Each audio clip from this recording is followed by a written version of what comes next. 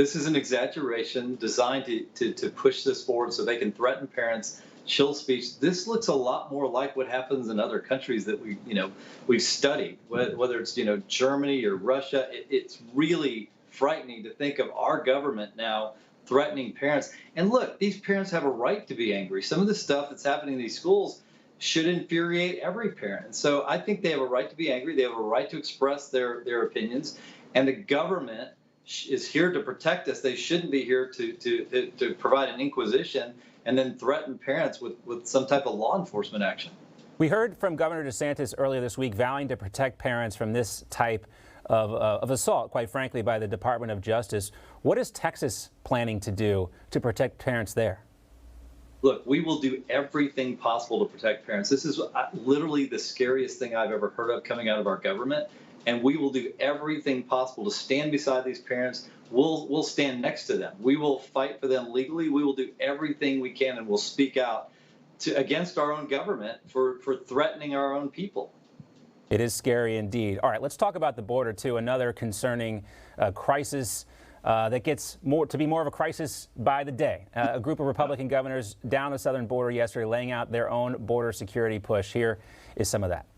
Resuming deportation of all criminals, allocating resources to eradicate human and drug trafficking, and deploying more federal enforcement to the border. Now, this is common sense stuff. We know it works, General, yet the Biden administration doesn't want to do it, so it falls to Republican governors who are seeing the negative effects of illegal immigration in their states from coast to coast, from the northern border of this country all the way to the south.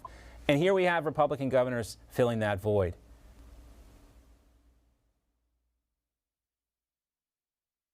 General.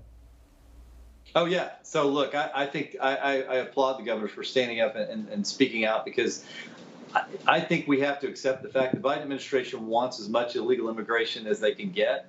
And despite the consequences of that, despite the fact that we're going to have more fentanyl, more deaths, despite the fact that we're going to have COVID spread around the country, despite the fact that we're going to have more crime, despite the fact that we're going to have a lot of property crime, and despite the fact that this is going to cost my state and many other states millions of dollars to take care of these illegal immigrants.